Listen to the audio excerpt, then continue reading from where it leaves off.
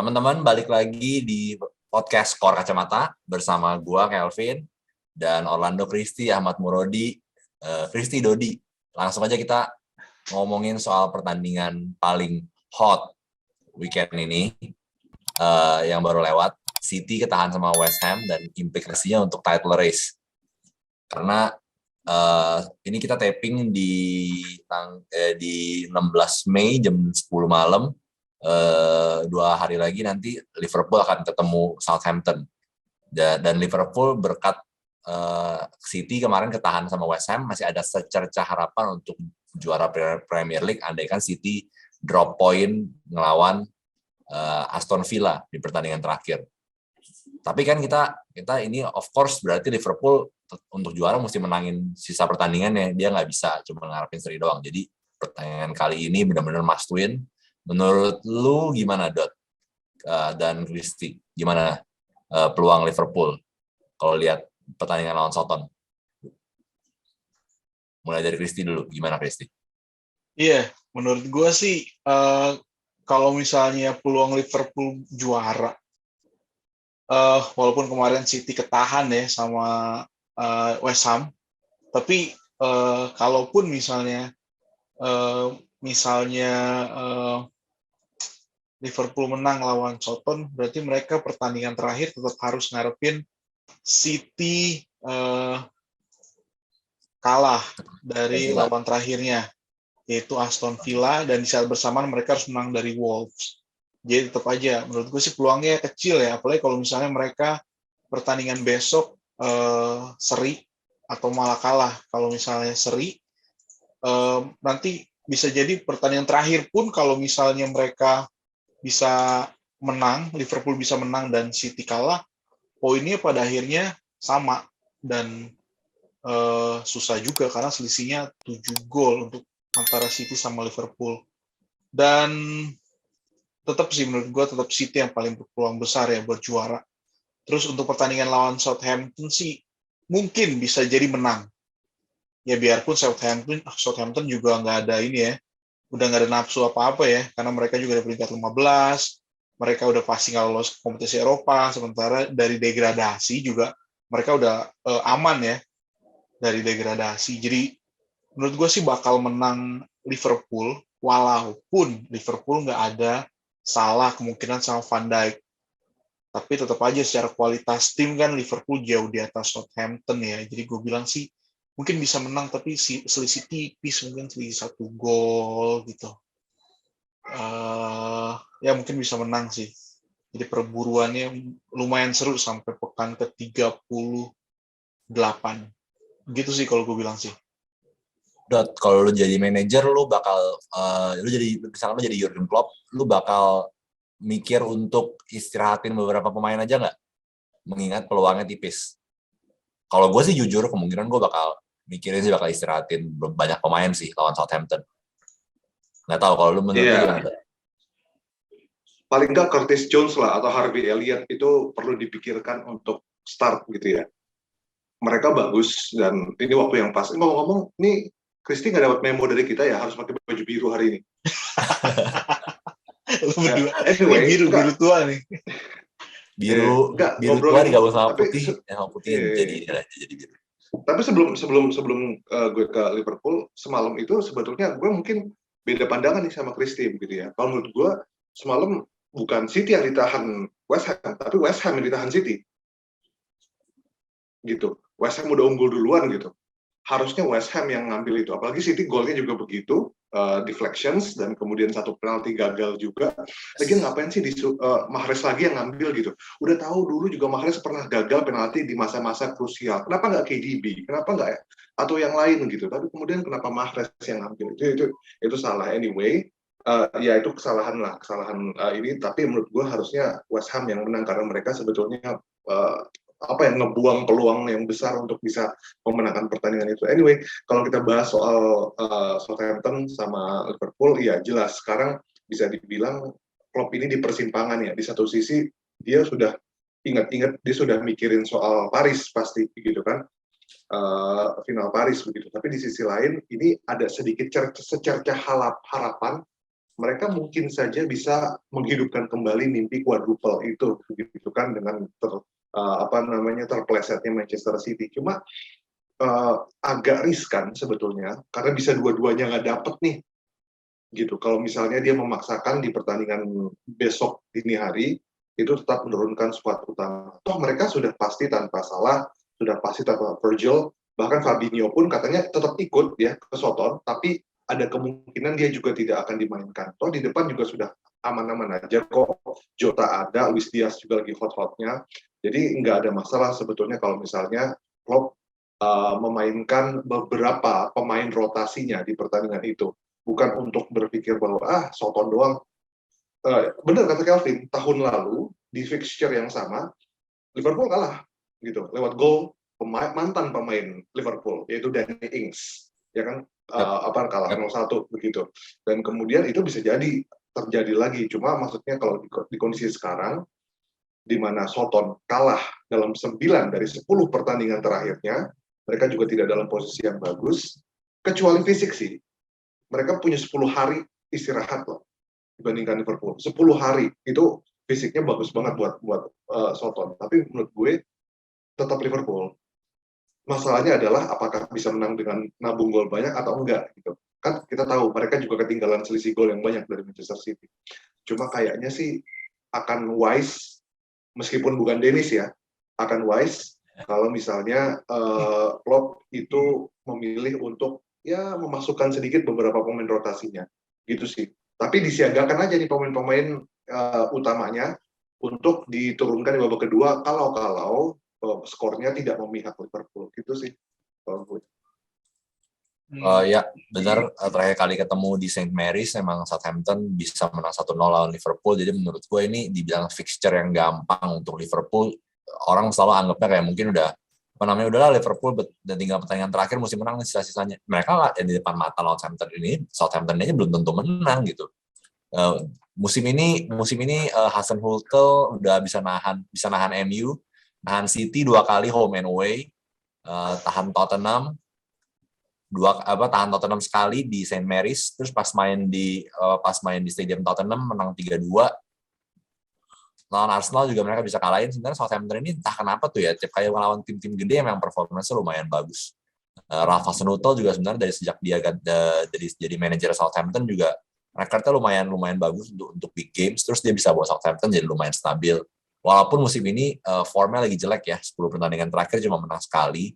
Tapi ya agak klise memang bilang kalau bola itu bundar, tapi ya anything can happen gitu lawan Liverpool. Dan kalau menurut gue, dan kalau gue jadi Klopp, pasti akan rotasi 3-4 pemain sih minimal. Ini kalau kita ngomongin soal, kita jump 1 minggu ke depan untuk pertandingan terakhir, Liverpool harus ketemu Wolves, City lawan Aston Villa. Kita udah pernah bahas juga, Aston Villa pasti all out, baru manajernya Gerrard, terus pemain andalannya Coutinho, mantan pemain Liverpool. Tapi padahal sempat cari nggak kapan terakhir kali City bisa ditahan sama Aston Villa? Ada tebakan nggak kira-kira tahun berapa, musim berapa? Karena gue sempat cari dan ada beberapa fakta-fakta menarik sih soal pertandingan terakhir kali City ditahan. I have no idea. Gue nggak ada ide sama sekali. Terakhir kali Aston Villa bisa nahan Manchester City itu 8 November 2015. Jadi itu udah berapa? Udah 6,5 tahun lalu ya. Ada yang bisa tebak striker City pas pertandingan itu siapa? Ini skornya 0-0 by the way, nggak ada gol. Ada yang bisa tebak striker City hari itu siapa? Siapa? Wilfried Bony. Wilfried Bony. Itu udah saking lamanya tuh sampai strikernya Bony. Kipernya masih ingat? Kipernya si ini, Kasper Schmeichel, bukan? Johar. Kipernya Johar. Back kanannya masih ingat? Iya. Sun Ji-ha ya kan? Di ruangan. Back kanannya yang orang Inggris ya? Hah? Back kanan. Yang orang Inggris yang back kanannya titip salam. Dia back andalan Prancis, Bakary Sagna. Oh, Bakary Sagna. Midfieldnya duet Fernando Fernandinho.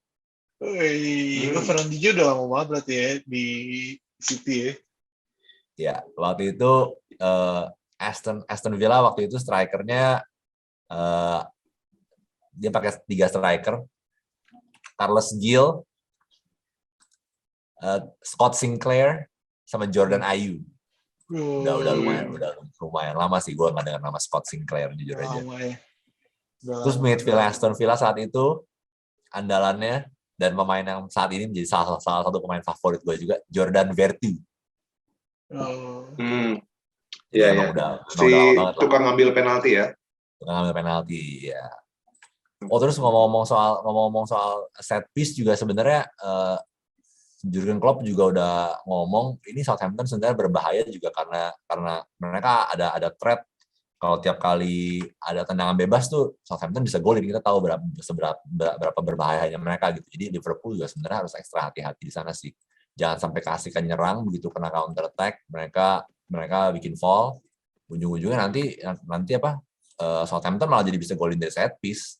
Karena kan mereka kita tahu permainan mereka si Ward-Prowse juga ini kan juga sering golin dari direct free kick, corner kick juga tendangannya deadly banget. Jadi emang Liverpool sebenarnya juga mesti hati-hati sih. Kadang-kadang susahnya ini ya kayaknya ya, bagi fokus dua kompetisi juga. Emang gampang sih buat jadi manajer buat ngomong kayak apa? Kita nggak ngelihat Liga Champions, kita masih fokus di liga dan lain-lain. Tapi kalau misalkan emang udah benar-benar di situasi di mana lu aktif masih main di 2 kompetisi, emang sebenarnya agak berat sih. Jadi menurut gue Liverpool mungkin game ini bahkan nggak menang sih lawan Southampton. I don't know. Southampton ternyata cukup oke ya di kandang gitu karena ternyata mereka 25 dari 40 poin mereka didapatkan di kandang, jumlah menangnya juga lebih banyak dibandingkan jumlah kalahnya, dan goal for sama goal against-nya juga sama-sama 22. Jadi ya rekor kandangnya cukup oke. Tapi di sisi lain Liverpool ternyata adalah tim yang paling banyak mencetak gol di kandang lawan, yaitu 43 gol dari 18 pertandingan. Gitu. Jadi itu juga bisa memperlihatkan bahwa mereka tidak malu-malu untuk menjebol gawang lawan. Tapi bicara soal Pep Guardiola dan Manchester City, ini ada gue agak ya nggak tahu ya, mungkin dia bercanda atau gimana. Cuma ternyata setelah pertandingan Pep sempat bilang ya, tolong dong kalahin 4-0 Liverpool gitu ya ke Southampton. Ada pesan gitu ya, pesan terselubung gitu ternyata. Jadi ya setelah kemarin 2-2 ternyata Pep ngomong begitu gitu ya. Kita nggak tahu apakah kemudian Southampton bisa mengabulkan permintaan dari Guardiola, karena Guardiola berpesan ya katanya tolong dong kalahin Liverpool 4-0. Mungkin nggak itu terjadi? Enggak sih. Kalau 4 sih mungkin berat lah. Kalau 4 berat. 1, 2, 3 who knows. Kalau 4 sih berat lah.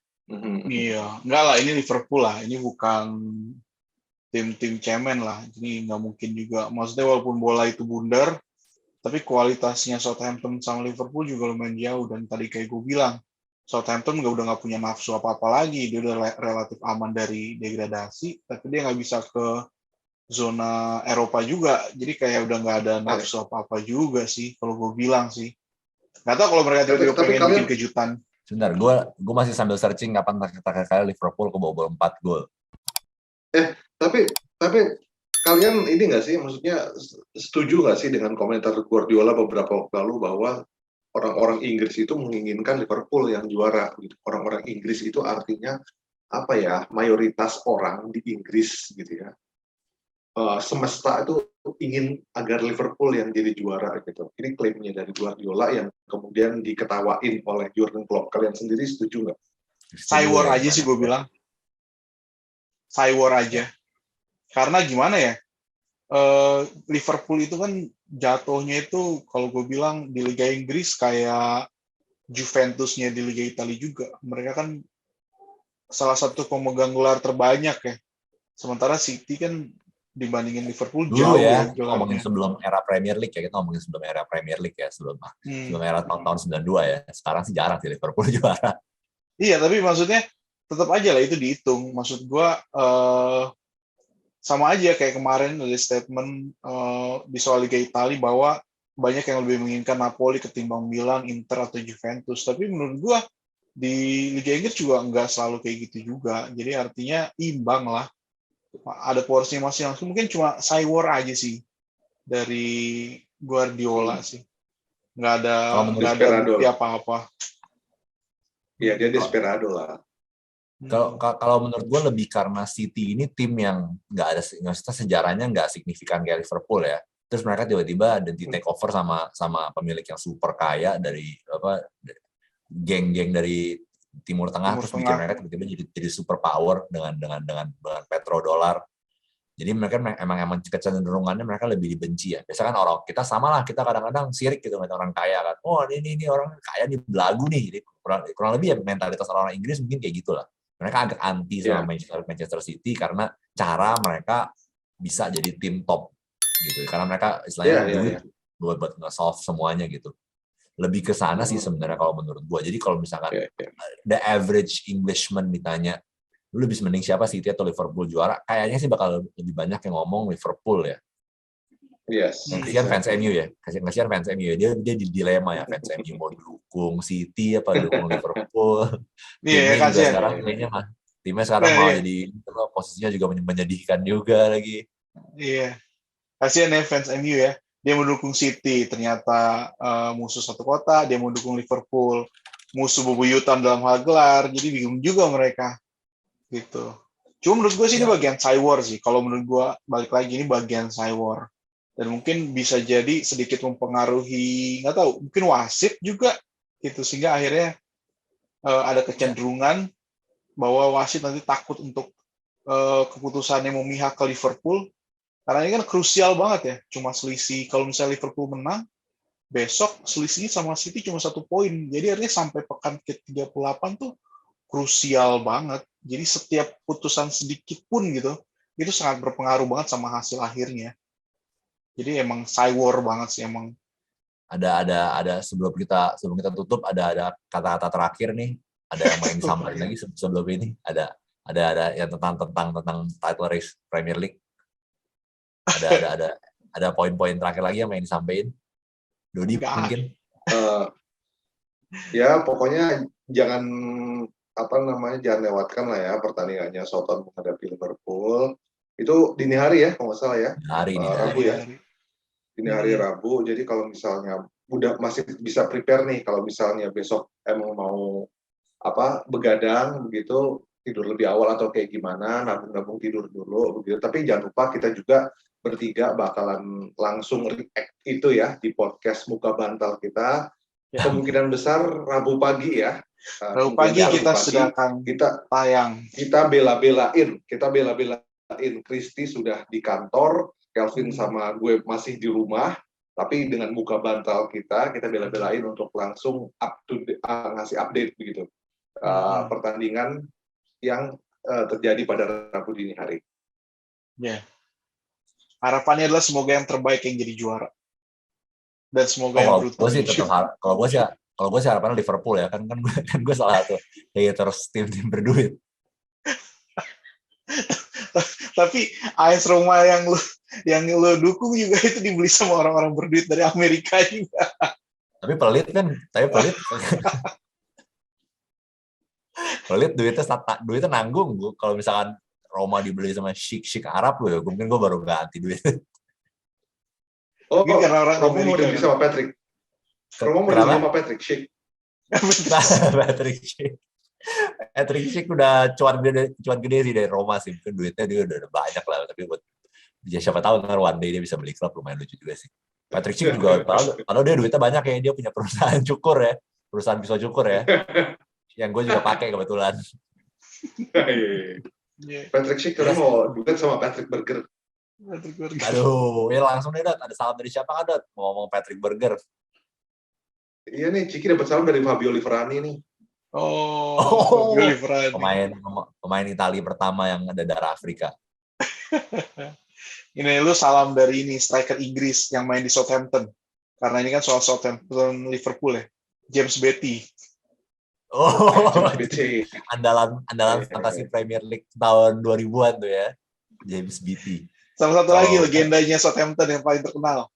Matt Le Tissier. Guys, dulu ada salam dari ini, pemain midfielder harapan Inggris. Inisial DB, David Bentley. Oke. Dulu bingung ya MU. Dulu MU bingung nih. Mereka mau kasih waktu main buat siapa yang lebih banyak ya? Buat Darren Fletcher atau Kieran Richardson? Dari Fletcher. Ada salam dari siapa lagi sebelum kita pamit? Terakhir Dut. Simpan dulu. Belum ada ide nih gue. Belum ada ide. Oke. Udah nanti toh pasti Rabu pasti kita sebelum taping kita pasti bakal ketemu siapa lagi dan bakal ada yang titip salam lagi. Oh iya, dapat salam lo dari Antiniemi. Waduh. Siapa? Antiniemi. Iya, kalau Ciki dapat salam dari Danny Higginbotham. Higginbotham. Terakhir lu dapat salam dari kiper legend Estonia Marpum. Marpum. Iya. Boleh. Oke teman-teman, kita sampai sini aja podcast kita di Senin malam ini di hari Waisak. Selamat hari Waisak juga buat yang merayakan. Oh ya, selamat hari Waisak buat Kelvin ya. Thank you. Oke, sampai ketemu lagi Rabu pagi guys. Sampai ketemu lagi dengan podcast Skor Kacamata. 0-0 draw.